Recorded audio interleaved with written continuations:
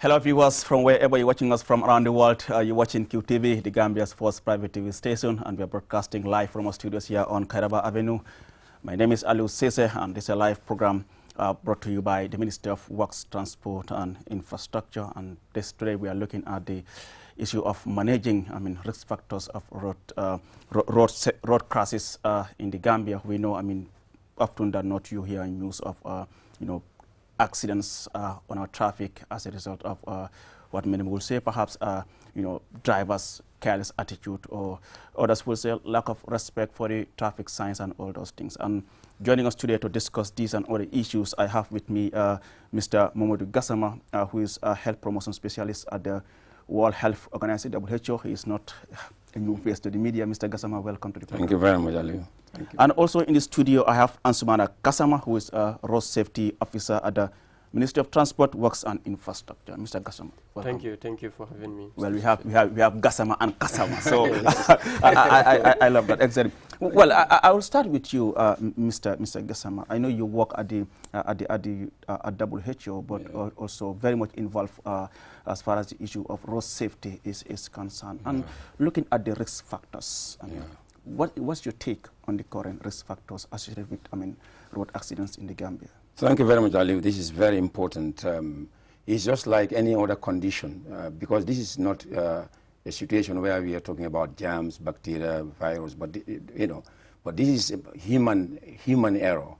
And so if you look at it like road traffic crashes, the risk, there are two, you can look at risk in two ways. One is the risk of being involved in a crash, and the risk of the seriousness of that crash, whether it's in terms of injuries or whether in terms of death. So if you look at all this, there are many of them, but the key ones are first, is the subject of discussion today. Speeding is one of them. Speeding means, going in excess of the speed limit, the official speed limit, and also inappropriate speed for the condition of the road, because there are two issues here. What is the sign, the speed sign posted on the road? If it is 50 or 60 or whatever, if you go beyond that, then it means you are speeding or over speeding, some people call it. But again, even though you can be still under the limit or the speed limit, but because of the condition of the road, if you go beyond that, a limit, then you are still speeding. So there is the definition is two angles. Now the other one is, of course, drinking under the influence of alcohol. Very critical. And of course, distracted driving, use of mobile phones, and of course, smartphones or whatever mobile phones you have. And of course, you have, driving without using seat belts. When you have seat belt, you are in a car, and of course, you said, I don't care about the seat belt. So if you don't use the seat belt, you are now, that's a risk factor for not wearing it. And of course, not wearing helmet, when you are a motorcycle driver. And even a child restraint, when you have a child less than 10 years, 5 to 10 years, you need to restrain that child. So if you have a child on board and you don't use those restraints, then it means that is a risk factor. There are many other things, even fatigue, some people can, because they are tired. If you are tired, there's a risk factor. You can also talk about even drinking, drug, under the influence of drug, not only alcohol. That also could be a risk factor. So there are many, many of them. And if you look at our context, the police also have, I'm very happy about when they also have these accidents, and when the accidents occur, they also look at the risk factor. And I think one of them is even, an animal crossing in a road, that also is risk factor. And of course, driving cars that do not conform to the standards. So a lot of things are there. But all these things together, what we are looking at are the 5 key risk factors. And this is what I've mentioned. Speeding, drink driving, not using helmet, not using seat belts, and not using child restraint. These are the biggest killers in the world. Of course, others are there. Okay. But in the Gambia, weapon is more common among these risk factors you've mentioned. You've talked about, overspeeding, people, drink and drive, fatigue and all those things. Excellent. What is the most common one? The most important one among the mode of the risk factors is speeding. Because everything, speed is a factor in all the crashes. So without speed, definitely, I'll give you one science about speed. We mentioned it the last time. A car driving or traveling at a speed of 30 kilometers per hour, if that car hits a young adult, not an old person, but a young adult, traveling at that speed, that young adult has only, 90% chances of surviving that crash. So 90%, which means that that person can die because 10% is there. Means you can die at only 30 kilometers per hour. Can you imagine this? 30 as low as that. Now, when that child is hit by that same car, for example, traveling at a speed of 50 kilometers per hour, oh my God, it increases to over 50 to 60% of chances of dying in that crash, if there is a crash. And even if there is, again, what is important is, when you are speeding, a lot of things happen. One is, first, your reaction time when there is an emergency.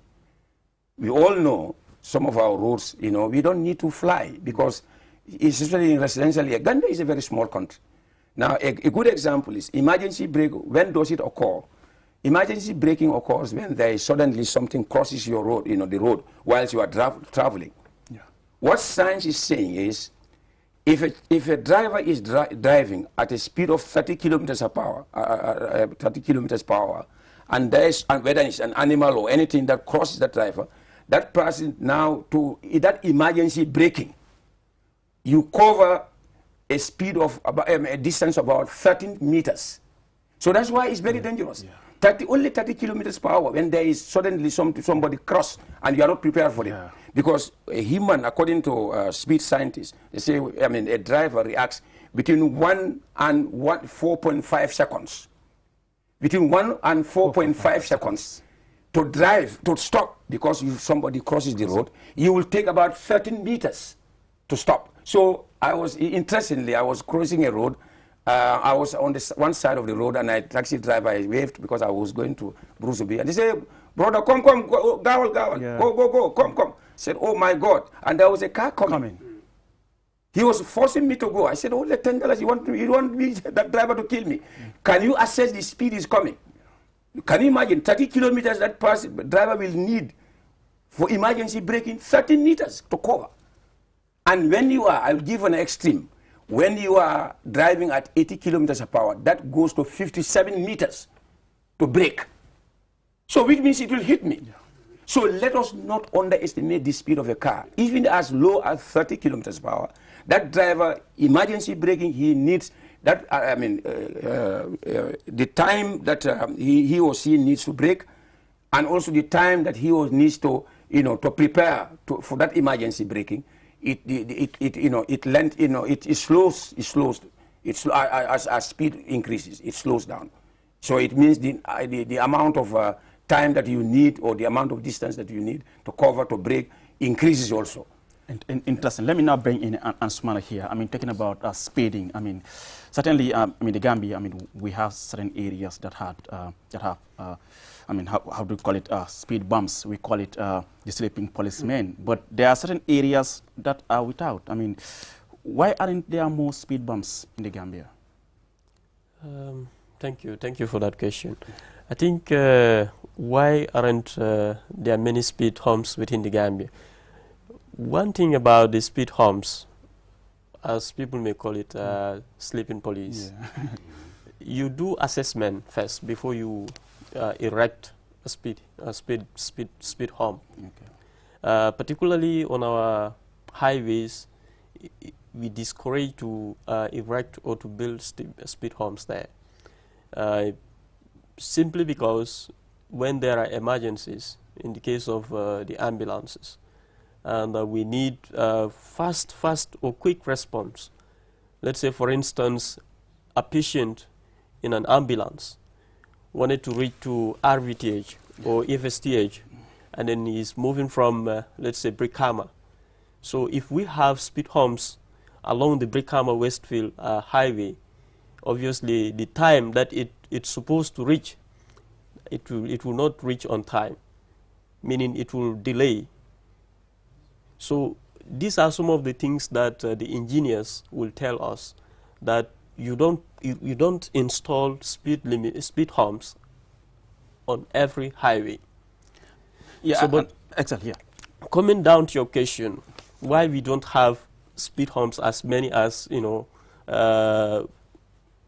as possible, perhaps I think the responsible institution will be able to answer that question.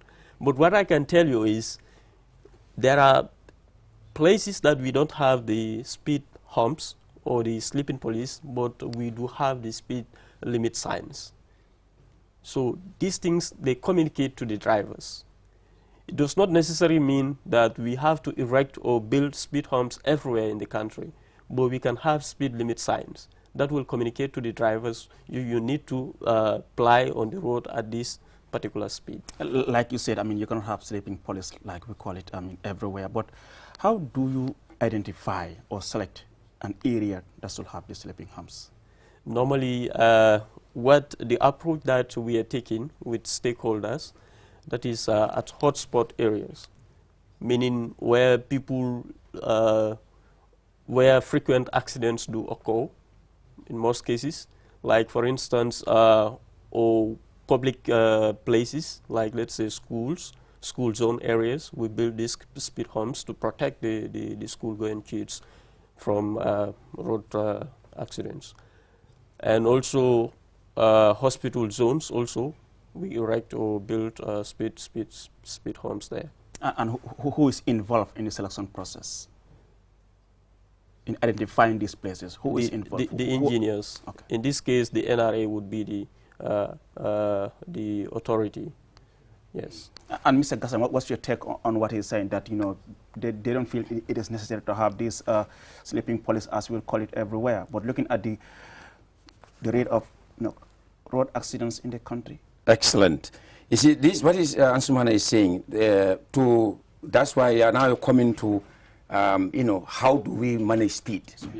One of them is, have what we call traffic calming devices. Traffic calming devices, meaning that devices that will reduce the speed. Of course, remember, this is very important. In all risk factors, you don't only look at that, you have to look at what they call a systemic approach.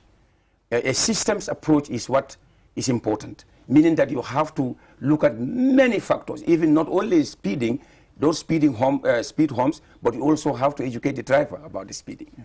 So you cannot only just put, and also again, you have to communicate, you know, the speeding, you know, for that driver, meaning that that's what he said, like the speed limit signs are all on the road.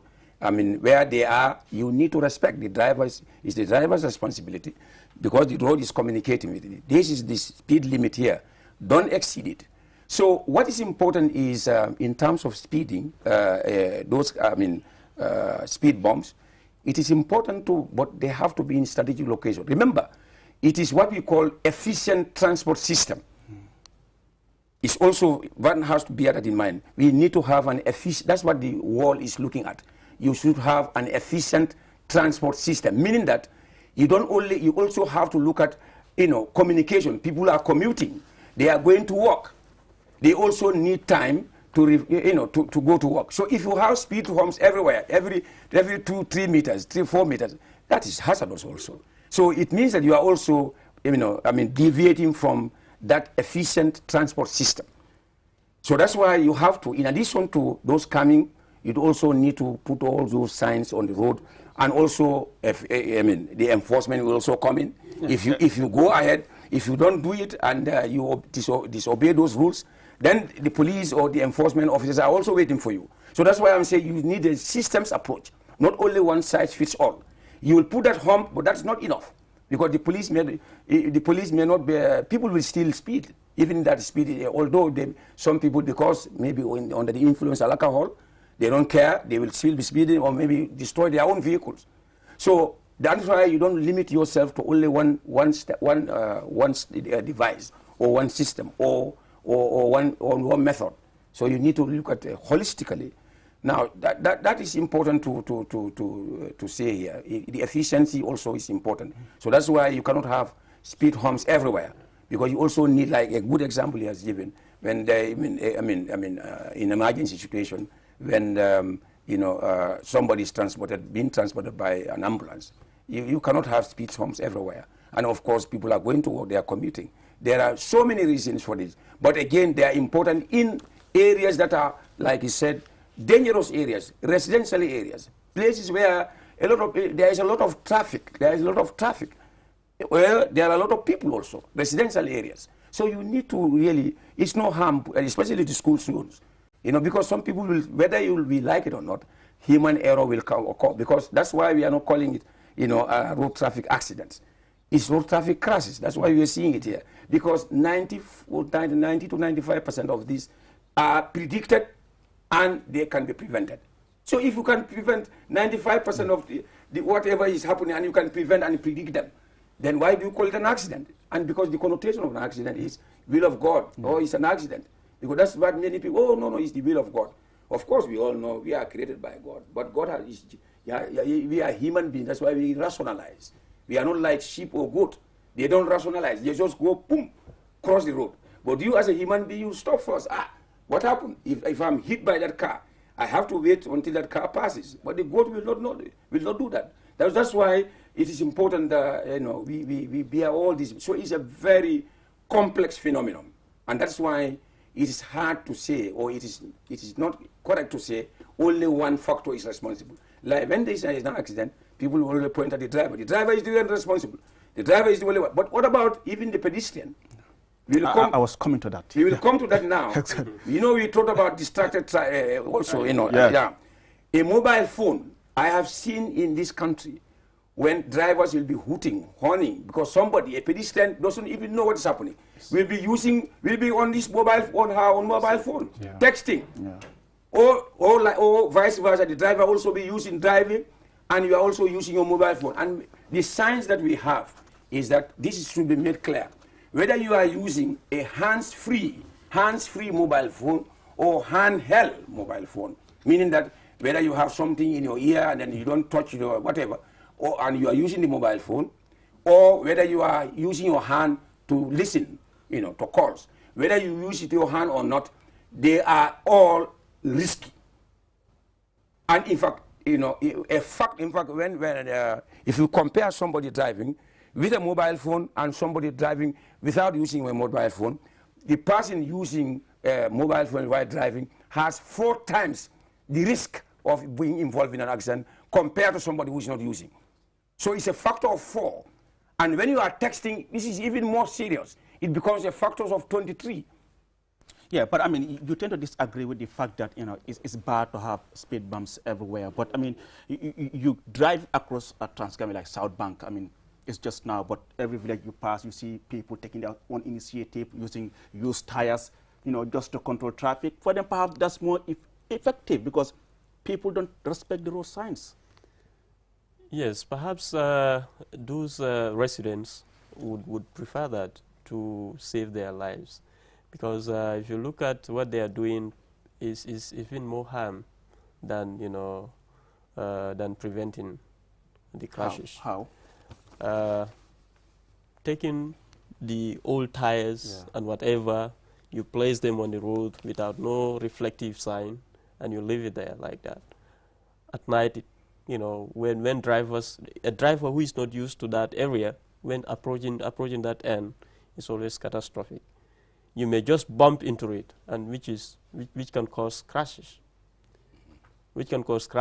At some point, even the police, they embarked on that exercise to remove some of those obstructive materials on the roads. Yeah. I understand that the villagers who are putting those things there is because drivers speed. They took that as a measure, as speed calming measures, so that when drivers reach at those zones, they will lower down their speeds. Yeah. But not knowing that, at least if you put something there, a barrier, and you put some reflective materials on it, so that when a vehicle is approaching, the light, it will be reflected, and then the driver will reduce the speed. and pass easily. And also the way they put those stops there, the distance they don't calculate the distance. Yeah. And there is no sign there that is indicating that there is some sort of something or an obstacle in front of you. So you need to slow down and you need to be careful. We have none of those signs there. Now, I want to know, I mean, you disagree with the method they use to, control the traffic in their village. But, I mean, we have seen some communities that has these speed bumps. What is the procedure if you want to have a speed bump in your community? The procedure is to write to the authority, National Roads Authority. You write to them, you request, making a request, either the zebra crossing or the speed hump. Okay. And then I understand the engineers or the officers in charge will come to that particular location and assess the situation. Okay. And then they will assign people to come and install the speed humps there. But you see, communities, some people will take it upon themselves and then go erect or build speed humps there that are below standard. They are not. They don't conform with with the requirements. They are very common. Exactly, and they are very wild. Yeah. In fact, if you are not careful, it may spoil your vehicle. Yeah. And we need to follow the due process in whatever we are doing. So this is something that is very important. And you're talking about the issue of the zebra crossing, among other signs. Mr. Gassama, I mean, for example, you're working towards Westfield around St. Teresa's. I mean, we have the zebra crossing there. But sometimes you'll be on the zebra crossing and drivers wouldn't allow you to cross. You have to stand and wait for them. Exactly. I think this is very important. Zebra crossing, as I said, is one of those traffic calming measures. It is important also to understand how to use that zebra crossing. Because people also, you cannot just say this is zebra crossing, so I can cross anytime or anyhow I like. No, there are ways. That's why also it's important to educate the public on that. You have to also look at, please, again, I'm going back to that word. That speed is a killer. Yeah. You don't know what that speed, if for your own safety, if you can avoid that zebra crossing, just avoid that vehicle to pass. That's the first thing. Me, I will think about it first. Because, as I said, you know now that the science about speeding, surrounding speeding, the reaction time is, it is lengthened. The distance you cover to brake is also high, is long. So, why do I have to take the risk? Leave that car to pass. But, where that car is at least a distance away, you need to also, maybe if you are one or two, you can all move together. Usually that will help. That's how you should cross it. Not like I see, the driver is coming and then you just, go. It is very dangerous for your own safety because, as I said, that driver will now be in an emergency mode because he or she may not be expecting that. So you are now, that reaction time, all those signs that is going on now, that your chances of being hit are very high. And when you are hit, even at the speed of 30 kilometers per hour, as I said, you don't have 100% chance of surviving. You only have 90% chances of surviving, which means you can die when you are hit by a car traveling at that speed of 30 kilometers per hour. So this is the complexity surrounding speed. Now, why are people speeding? That also is important. There are many reasons. I am glad that I don't blame, I don't blame our frustrated communities who will do this because they also know the importance of speeding. They know the dangers of speeding. And they are just using those, maybe that's not the appropriate way, but all that they had the rationale for that is to calm down the speed because they also see that speeding is a killer. Speed is a killer. And as I said, we can talk about speed alone for 3 programs. But I've mentioned, let me just mention one.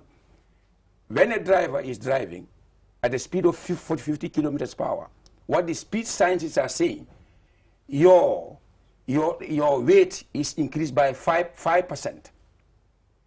20, like for example, when you are weighing, 20 kilograms, and that driver is driving at a speed of 50, you become 100 kilo your weight. You are weighing now because if multiply by 5, your actual weight is 5, but because that car is speeding, your weight becomes 100 kilometers per hour, 100 kilo.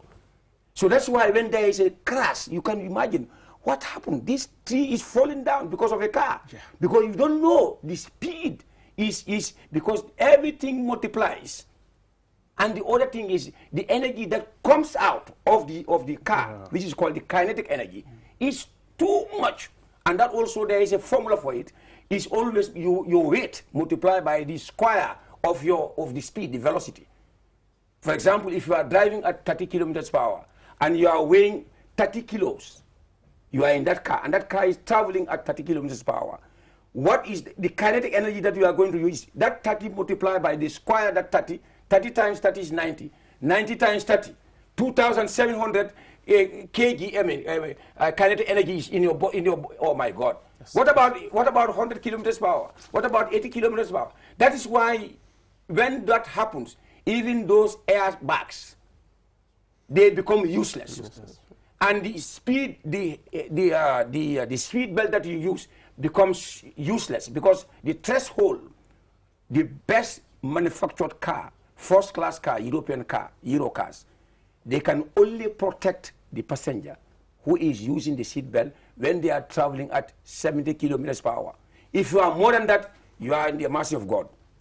So you can see how dangerous speed is. So whether you are using a seat belt or not, please don't go more than 70 kilometers per hour. Even if there is somebody in that vehicle, you tell that person, please. And I want to make sure that you know, we educate our people. You have to assess the risk. You in that car, as a passenger, please take note. If the speedometer is not working, or if it is working, you are lucky. You will be now seeing. If you are around the driver, just be looking at the speedometer. If that car is going far, please tell the driver, please speed down, lower your speed. And again, Mr. Cisse, it's also people also, passengers also contribute to the speeding. Exactly. There are many factors responsible for speeding. One of them is the passenger themselves. You can say, I'm late. Now you are telling the driver to fly, and you know the consequence of speeding, which I have mentioned before. Now all of you are at risk, especially if you don't use seat belt. What about those people at the back? And again, look at our vehicles. Some of them are our jelejeles. They are not designed for, you know, transporting human beings. In Europe, they are, most of them are used for maybe carrying goods and, you know, whatever. But we convert them. The seat belt is just ceremonial thing. Exactly. we convert them. We convert them to passenger vehicles. And remember, I was always saying, what you are wounded before you even crash. That naked metal, you know, if you are not careful, you can hurt yourself before even sitting down. Interesting. Let me bring in Gassama here. Yes. Earlier on, Mr. Gassama spoke about issue of enforcement, and this is where the work of the police comes in. I mean, we were told in January of this year, I mean, you presented some equipment to the police to help them at least, you know, try to, in monitoring, I mean, this issue of speeding. What happened to those equipment? Don't you think I'm the wrong person to answer that question? Well, do you have any idea what happened to them? Do you have any sort of monitoring when you give out this sort of equipment to the police? Because it's important. Yes, it's important, but I think the police would be at a better position to answer that question. For us, we see to it that it's a concern. The way drivers speed on our roads is a concern. And the way to solve that issue or to discourage that is to provide these speed monitoring devices, which are the speed radars, and perhaps the breathalyzers as well, so that you monitor the activities of the drivers on our roads. The speed radar particularly is to monitor their speeding. You stand at a very critical location and you monitor their speeding. Of course, when they see you that you are monitoring their speeding, they will reduce. They will lower down their speed, the speed that they are applying. So, but like Mr. Gassama said, the factors that encourages drivers to speed, one of the factors is that poor journey planning. You want to go to Basse, and you know Basse is far, and you want to reach at Basse, let's say 3:30, and you want to take off from Westfield here at 12 noon. Obviously, you will speed if you want to make it. So we need to get up early. We plan the journey, and we take off at a very reasonable speed. But like you want to go to Basse to reach there at 3:30.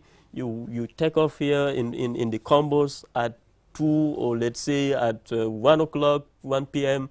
You cannot make it. Obviously, that will encourage you to speed. And also, with these passenger vehicles, one thing about it, people are there going to different destinations, and we have different missions. You have some people, they have emergencies, and they are in a haste that they want to reach to their destination. Those are some of the drivers, those are some of the passengers who will encourage the drivers to speed. But not knowing that it is a risk factor. In as much as you are in a haste or you have an emergency to attend to, you should also consider the plight of the others that are on board the vehicle. So meaning the driver should run at a reasonable speed. He should not exceed the speed limit of that particular. I know, was it last month? I mean, we covered a story where the National Roads Authority, together with the ministry, actually launched an initiative to install more traffic signs in the Greater Banjul area. I mean, have they been installed? Yes, we are on the process. Even yesterday. In the process of installing, or what? Or are they being installed as we speak? They are about to install, I was told. Oh. Yesterday, I even made a call to make a follow-up whether those speed signs are being installed. But what I was told is they are on the process of installing them. Mr. Gassam, are you surprised that those signs are still there? Well, gathering dust. I was expecting by now. No. Yes, I think so. Yeah, they should have been, you know, of course, installed. You were there when they were. But I was there definitely when the minister, you know, officially launched it, and that was a very good initiative. Like I said, the road has to communicate with the driver, and those are the material, the devices that we need. Everybody, whether you are a driver or a pedestrian, we need that to communicate, you know, to remind ourselves about our speeding. So if it is not done, well, maybe I don't know what really the circumstances surrounding it, but we need that as urgently as possible, you know, on our roads. Because the minister himself was very, very concerned, and he was very happy, and then he said this is really a milestone, because sometimes some drivers do complain, or some people do complain that we don't even see the road signs, those speed limit sign, you know, we don't see them on the road. Some people say that you can travel a long distance, you don't see them. But now that we are now becoming fully aware, and then we have taken an initiative to, you know, to address that, I think it is important. Maybe we need to continue to strengthen that. So for what he is saying, you see, I also I did a study among taxi drivers, and just to this question, why do you speed? And one of them is interesting. I speed because of Versema. Yeah. I am. You have the target. I have my target to, you know, 700, 1,000. One driver, I mean, 2, 3 people driving them. So I want my Versema, because the owner of the car also contributes, because he said, I want $10,000, for example, a day. Yes. If you don't bring that, I will just dismiss. I will just take my car. So that driver also will be speeding. Now that the owner of the car also is contributing to the speed. So you know, so you now see the complexity of speeding, and also the road infrastructure itself. If the road is so good, I remember the ex-president, the late Sadauda, when that Bone Road or whatever, that road was constructed, and said, I hope it not be a flying track, you know, I hope it not be a course, because you have good roads. We expect, of course, we expect that road to be, at least we limit the rate of accident. Yeah. But now that roads are becoming a course. And I can tell you, the roads are very important, but they can also influence the driver speeding. Because when they see the road is fantastic, they will fly. And even these new roads that is being constructed, I'm sure a lot of devices are there to make sure it is, but you will see people be flying. I can bet people will be flying on that road when it's ready. Because that also is especially novice drivers, young drivers. And also the vehicle itself. She said, I am very surprised. I was walking somewhere on home, and I saw this young, I will say maybe not more than 18, or maybe below 18. I will just judge the age. That I saw, people like where some were clapping, I saw this like he was like dancing a vehicle. I can say, "Ooh, you hear that noise? They are speeding like hell." And I had to run away. Some people said, "Hey, the old man," I said, "You people are, you're good. This man is going to kill you. This boy is going to kill you." Exactly. I want to come in now. Something very interesting. I mean, in as much as we're talking about the issue of speeding, the condition of our vehicles that we have on our roads, Mr. Gassama, I think it's a concern. I mean, you have vehicles that have been used outside the Gambia for almost 10 years or 15 years, and you come here and then they are being used. What do you think we should do about some of these vehicles? The condition of some of these vehicles is really terrible. Yes. Having them on our roads. Isn't that also another factor? Yes, this is something that we need to look into. The condition of the vehicles, coming into the country. That is, we need to have a standard. In doing that as well, we need to harmonize our policies. Let's say, for instance, today if you bring in a new vehicle, I mean, 2022 vehicle that is manufactured 2022. If you bring it to the ports here, you want to clear it, you pay a huge amount of money compared to 1990. So you have the money if you can have a vehicle of 2022. Yes, and you must be up there. You must be up there. but the issue, if you look at the financial, the earning of an average Gambian, do you think would be able to afford that vehicle? Let's say 2022 vehicle. But the issue I'm talking about here is if we harmonize our policies, because like the transport policy is encouraging, is discouraging, importation of old vehicles. It's having an age gap of 10 years. Vehicles that are older than 10 years should not be imported. Is that being implemented? That is the recommendation. But the challenge there is, that's what I'm giving you an example. Like when you send a 1990 vehicle here at the port and you want to clear it, it is cheaper than a 2011 vehicle. So these are some of the factors that are hindering the issue of the importation of old vehicles. So the transport policy and that of the Gambia Revenue Authority, their policies, for them they have a target, like he said, they have a target. Let's say the state, want them to produce at least 11 billion or how many $billion is in a year to collect that. And then their interest would be to collect as much as possible. Mr. Gassama, how about perhaps having ports? Yes, I think increasing the clearance fee for all vehicles. Yeah, it's a very absolutely right. It's an interesting question because that is why road safety is beyond people getting injured, people dying. It's also important to understand the pollution aspect of it. Exactly. The pollution. Now you are coming. Exactly. I'm now talking about the pollution aspect of it. That is where the catch is, because if you import those old cars that are almost abandoned in Europe, and they come to those developing countries, including, because the Gambia is not only the Gambia, most of the developing countries, you find these old vehicles there. So they are also contributing to air pollution. And that air pollution, globally over 3 million people die as a result of air pollution. And one of those factors is the pollution from the cars, the carbon monoxide coming from the cars. It pollutes the environment.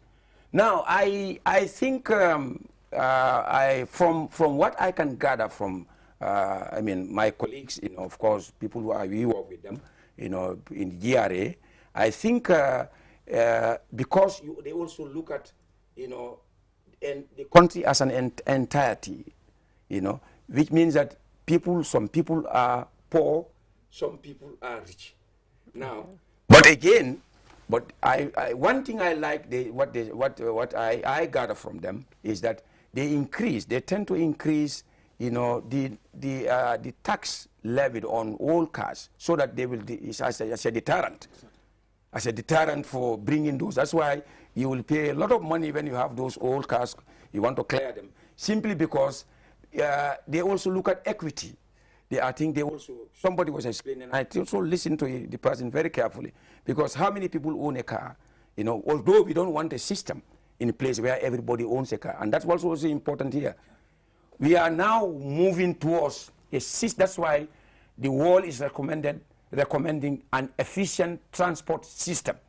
You know, I mentioned one of them like this, not having speed bumps everywhere. But again, another aspect of the efficient transport system is to reduce the dependence on cars. Look at what is happening in Europe. They have more cars than us. But again, they have, or maybe developed countries generally, they have more cars than us. But they have efficient transport system. Not everybody goes a car. Even the road because they now, if you don't go by train, you go by buses. So this is where the reason for that, they have calculated it, because if everybody has a car, that is going to pollute more pollution in the environment, more environmental pollution. And at the same time, more traffic jam, more problem on the road. So therefore, you reduce the dependence of cars. Now, Mr. Cisse, where are we heading now? Some people in this country have 2, 3 cars, and everybody wants to go have a car. We will reach a point where if they don't have an efficient transport system, which looks at, reducing dependence on cars, the number of cars depending on people, depending on that. If you don't reduce it, we are going to face a situation where we will be having more calamities.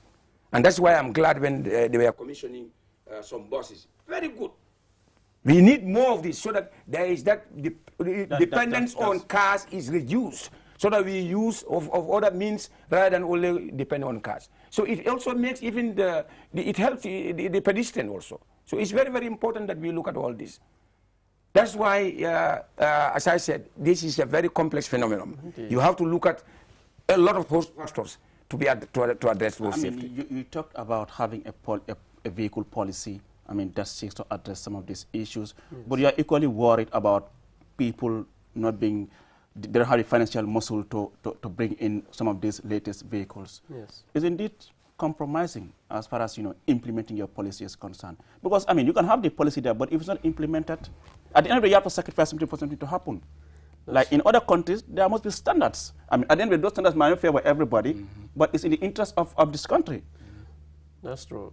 I don't think. And once you summarize that, we can just go into local language briefly, briefly, so that we can. I don't think that will compromise the implementation of the policy. Okay. Because the transport sector is there, meaning the Minister of Transport is there, but also you have other institutions also. So we have different policies. Okay. That's why I'm addressing. Exactly. Like when we have these policies harmonized, then we will all work towards achieving the same goal. Like the issue of bringing all vehicles here, the issue of the emission is all it's all geared towards having the environment clean environment, and people saving lives. But then if you look at it the other way around, other institutions, they want to make money. So sometimes it's really crazy. You see some of these vehicles, they don't even have wing mirrors. You see these taxi drivers overload their boot with luggages and all those things. Those are the vehicles that the police will say they are vehicles that are applying on our roads. They don't conform with the requirements. Exactly. Yeah. Yes, because normally and you still allow them to apply the road because they pass the police officers on the road. Normally, before you apply, you need to go for testing. And then in testing, these are some of the things that they check. They have a checklist to check some of these things. Yeah. And then if you do not meet the requirements, meaning you need to go fix it, and then you come again. So it's a complex issue. Well, viewers, you reminded you're still watching QTV, and this is a live program from our studios here on Kairaba Avenue. My name is Aliou Cisse, and our guest in the studio are Modou Gassama, who is a health promotion specialist at WHO, and then Ansumana Gassama, who is a road safety officer at the Ministry of Transport, Works and Infrastructure. Mr. Gassama, just let's summarize what we've been discussing in the local languages. I'm not necessarily all of me. Mandinka, yes, Mandinka. Nkamen kacha ala kumaya nyaje me ko mega kestilol kan asida ngoten o safono road crashes menkake ya abeta ali wunyi karo kumata bag mbebe amammo kumpany banko kanjang mutolbe masibo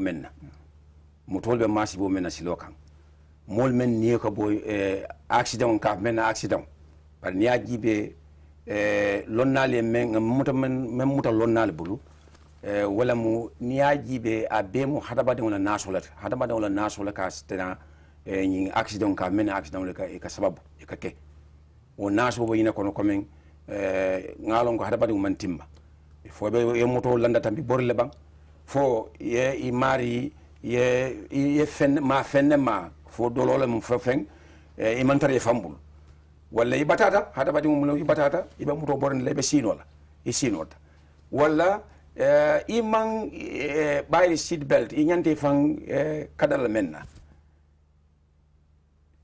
imota ime famuna famola o fana mu fobo dol yo a fenne melo nga kumata ba ke be ngam kacha kan ka to nga jele ko ngalon ko malaria ni ko le courant be kere wala tawto jawo a insafo courant keso ko sab bari ñi manka courant kesete ñi mo hada badi mu famo le do ko lat folo bari men ka moto borindi o men ka tamay singola o e bere dabe in kono man sakunda o mo kilin naw mo belel haaju muinte ngaron wala tinaw man sakunda ministry wala bunda ele mialon ko matta inta malama wala na ngamera police wala fanan beje wala fanan wala do ko muinte ka kata ka mul ma koy ni accident fanan ci talano nyame so way ayitna ko accident wala ko ni akacha aliu amen ka mo kilin do kuti mo bele do ko lam men be moto borindi la yalon ko moto borindo nga men foje moto ni moto bunandi man ni ko kam ya bunandi ma sibola bayi ite moto control ite moto ite betata moto bul ite moto te tare bul ko tak bayi ya bondi landa tambi borindi alon ko bitu ite wo kay e be moto bul de ay samba dawda ay ke nyaaw nyam bitu abi kala ko nyam Kasama ite bada Ministry of Transport Works and Infrastructure albu mu nekke kam pour kaje ñi accident wala ñi tiñarol mel ka silo kan ay tala barka bake Mr. Cisse the ministry be min ke kam wala ñinti ko nga kafol londi o kafol kono nga doku la bunda fatan